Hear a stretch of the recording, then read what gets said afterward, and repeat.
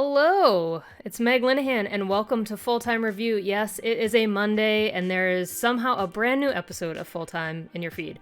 We're going to do something a little different and bring you 2 episodes a week now through the NWSL Championship in November. So every Monday, we're going to have a quick review of the weekend's action, maybe some tidbits from Europe and the international matches too. After all, there is one thing that we all know: there is no such thing as a boring NWSL weekend. We're going to try to do it quicker than your average NWSL second half stoppage time too. No promises, we're going to try.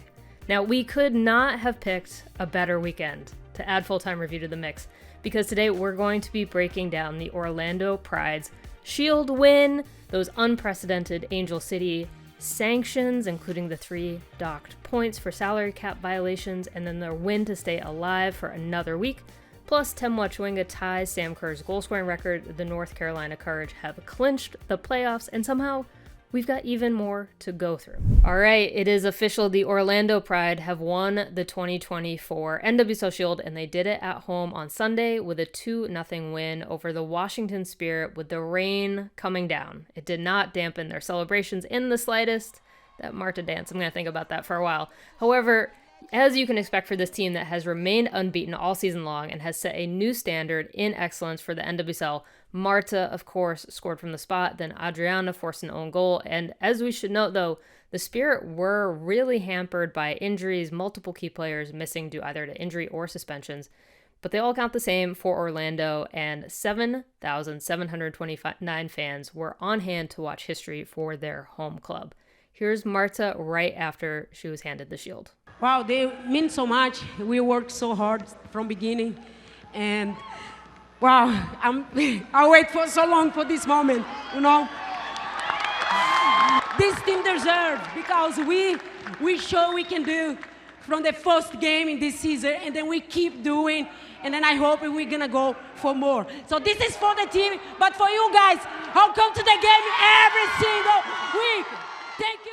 All right, one quick thing before we keep discussing Orlando. There was one very sour note at the end with Spirit midfielder Andi Sullivan having to be stretchered off. Very tough scenes. Hopefully she is okay, but adding another injury for another key player is the last thing that the Spirit need with only 3 weeks left as we've entered October. There's no confirmed info out of the post-game press conference, which is not really all that surprising, so we're going to have to wait on the medical update for Andi Sullivan. All right, now to discuss all things Orlando Pride and this match, we're bringing in our women's soccer writer here at The Athletic, Steph Young, who was on the ground just getting soaked in the rain with the Orlando Pride. All right, Steph, Marta told you before this game that she could play at least 2 more years, and then on Sunday provided the PK. What did you see from her live in Orlando? She looked good. As she's looked this season, there were some moments where she was really looking to combine. She was taking on people 1v1, 2v1.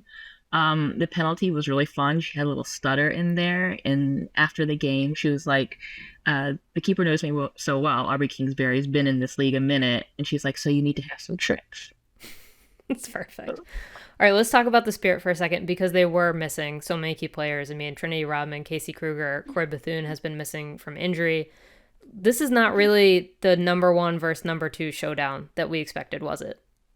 Not really, but at the same time, given how many pieces they had missing, the Spirit did not look all that bad. There were moments where they were really arriving nicely in the final third.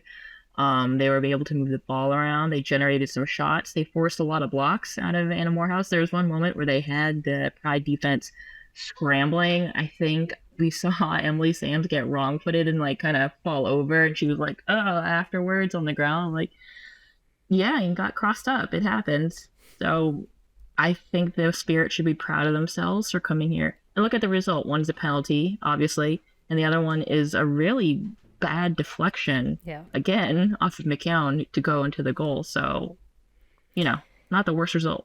No, it wasn't. I know they had some thoughts about refs after the game, but they were also very much like, we don't want to be fined. So we'll leave it at that for them.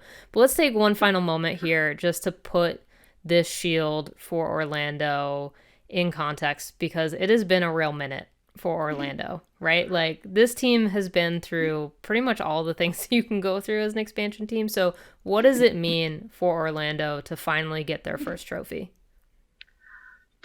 I don't know if you can really put it into words. They had trouble even after the game. Marta probably said it all. Like, it means so much. Her first year was their best season thus far. I think they finished third. And then after that, it was just mishap after mishap. 2022 alone was a weirdo of a year. So recovering from just one weird year is an accomplishment. And so the roller coaster ride they've been on, I actually want to take the positive lesson, which is the right investment, the right personnel, honestly, a little bit of luck. This is a league where you can turn around from they weren't totally worst, but they weren't great to now first. So I think it's a real lesson on how to navigate this league where we say any team can beat any other team on any given night. And Orlando kind of took that and we're like, let's apply that macro to our season. That's a great point. All right, Steph, thanks for joining us from Orlando. Of course, we had to start with the game of the weekend, but if you missed this weekend's sanctions against Angel City, all right, here's what you need to know. The NWSL deducted 3 points from Angel City's 2024 standings on Thursday, along with issuing a $200,000 fine for the club and suspending President and CEO Julia Ehrman and General Manager Angela Hucles-Mangiano from all duties relating to player transactions for the rest of the year. The league conducted an investigation and found that Angel City exceeded the salary cap by approximately $50,000 for 4 weeks during the 2024 season because of what the NWSL called side letters, which are basically an agreement between the team and the player that are outside of the standard contract. So for 5 players that were not disclosed to the league. These side letters included additional benefits outside of the NWSL's standard player agreement. So those were the sanctions. Angel City dropped to 19 points from their original 22 and then came up with a 1-0 win on the road in Seattle to stay alive for another week. M.A. Vignola had the game winner with an Alyssa Thompson assist. And U.S. Women's National Team head coach Emma Hayes was in the house, and she may have had her eye on both of those players, as we discussed on Thursday last week. Angel City finally snapped their 4-game winless streak, and it was their first clean sheet in 8 games. I know Steph Young also had a chance to talk with the NWSL commissioner Jessica Berman on the ground in Orlando about these sanctions, which those 3 points being docked were unprecedented. There's never been any sort of sanctionings having to do with points in the NWSL before. And if you compare it to the MLS, for instance, with Inter Miami having their massive salary cap violation, they got a $2 million fine, some suspensions, a whole bunch of other stuff, but no docked points. So we want to get into that. We're going to be covering it at The Athletic, so stay tuned. It only took a whopping 2 minutes for Kansas City's Temwa Chawinga to score her 18th goal of the season, which also ended up being the game-winning goal for the Current on the road in Louisville. That 18th goal means Chawinga has now tied Sam Kerr's single-season goal-scoring record, which she set in 2019 with the Chicago Red Stars. And what's even more impressive about this tied record, at least right at the moment, is that neither of these players actually scored a penalty kick in those 18 goals. Now, the NWSL season is longer now than it was in 2019, so I think we have to keep that context in mind, but Chawinga's ability to score cannot be questioned, as we have seen time and time again. Chawinga gets 3 more games to try to break this record, and the Current's final 3 games are against Bay FC, San Diego Wave, and the Chicago Red Stars. Big win, not if sort of vibes on this one. We expected it, but the North Carolina Courage have clinched the 2024 postseason thanks to yet another win at home. Of course, we should have all seen it coming. The 2-1 victory against San Diego keeps their streak alive. They're now sitting at 20 games unbeaten at home, 13 wins and 7 draws, so we're inching closer and closer to record watch here. Currently, at least for right now, Seattle Reign hold that record in the 2014 and 2015 seasons with 22 matches unbeaten at home. The Courage were also using the home match to support those affected by Hurricane Helene, with both the Courage and the Wave wearing special warm-up shirts, which was a very lovely gesture from the Wave as well, and clearly meant something to the home team. Plus, the Courage had a season-high 8,496 fans in Cary for this one, so wins all around. Now, as I have told you plenty of times in this episode already, there's so much that happened this weekend. It's an NWSL weekend. But I had to make time in this episode, our first one, for Kaylee Kurtz's instant classic halftime interview, where she tried so hard to avoid the sprinklers on the field, inching further and further away, only to be undone by the cord of the headphones that she's forced to wear for that interview. How many times did I watch this video? Yes. And Kurtz impressed on the field too, coming up with a clutch late goal line clearance to preserve all 3 points. Now, as she said in reply to me on X, after I apologize for basically taking so much delight in her suffering, I'm just here to entertain both on and off the field. Too true, Kaylee. Too true. The Houston Dashes' long shot hopes of playoffs have officially come to a close this weekend after the 2-0 loss to the Chicago Red Stars.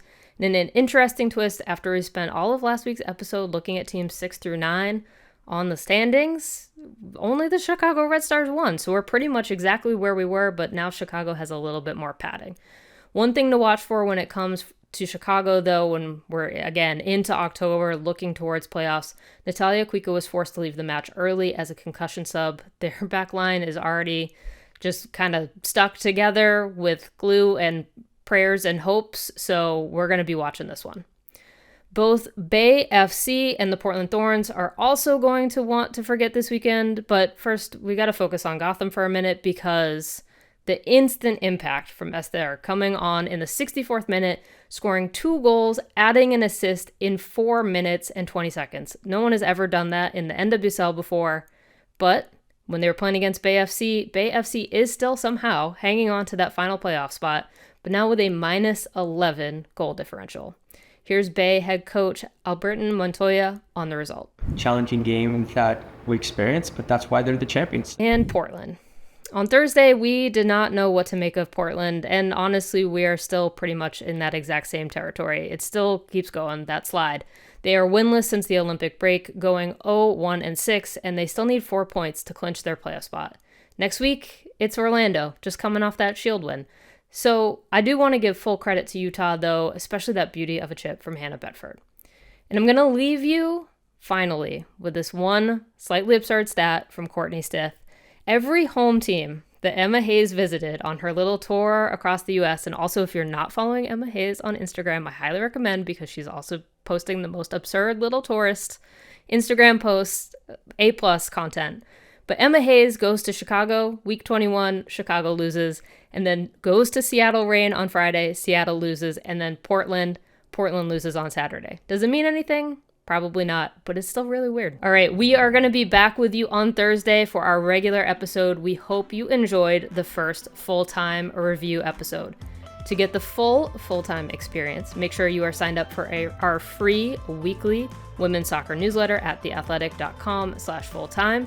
You can also email us your thoughts at fulltime@theathletic.com, and you can follow us on Instagram and TikTok at @TAFulltime. My name is Meg Linehan. If you want some soccer mixed with dog content, mixed with Vermont fall foliage, then probably come follow me on Instagram at @itsmeglinehan. You can contact me there about the show as well.